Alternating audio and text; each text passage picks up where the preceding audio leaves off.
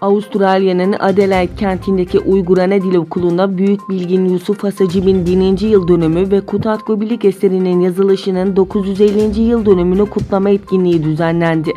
Avustralya'nın Sydney, Melbourne ve Adelaide kentleriyle Yeni Zelanda'daki Uygur Ana Dil Okulları'nın ortaklaşa düzenlediği etkinliğe Uygur çocuklar ve ebeveynlerin yanı sıra ABD'den gelen Uygur aktivistler de katıldı. Etkinlikte çeşitli sanat gösterilerinin yanı sıra Uygur geleneksel dans gösterisi de yapıldı.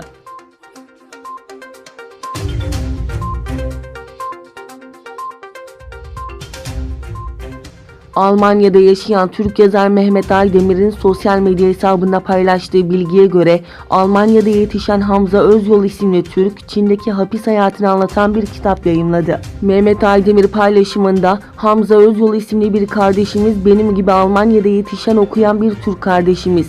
Çalıştığı şirket onu Çin'e gönderiyor, Çin'de bir hata yapıyor, onu hapse atıyorlar. 10 aylık hapis hayatını bir kitap yazarak yayınladı. Alman devleti yardım edip çıkardı. Uygur olsa çoktan yok olmuştu ifadelerine yer verdi.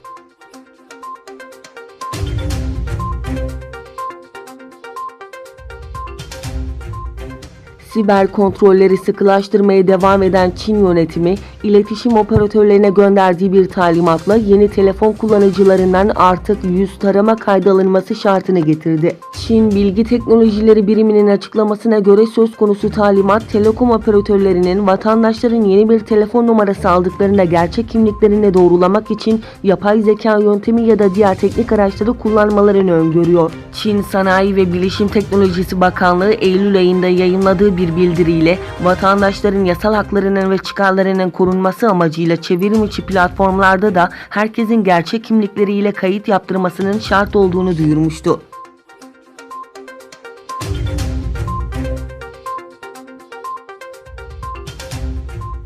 Hong Kong'daki polis şiddeti iddiaları için bağımsız inceleme talep eden BM yetkilisi Bachelet'e Çin yönetimi tepki gösterdi.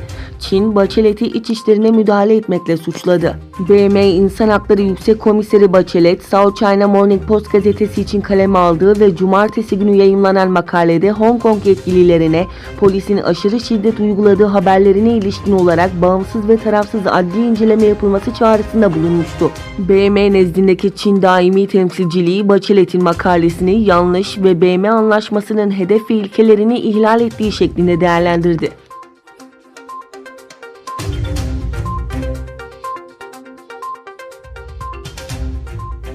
Rusya'nın ABD Büyükelçiliği Washington'a Rusya'nın iç işlerine karışmama çağrısı yaptı. ABD Dışişleri'nin Rusya'da onaylanan yeni yabancı ajan kanununa ilişkin düzenlemeden endişe duydukları açıklamasının ardından Rusya'nın ABD Büyükelçiliğinden yanıt geldi. Büyükelçilik Twitter'dan yaptığı açıklamada Rusya'nın iç işlerine karışmayı kesin ifadeleri kullanıldı.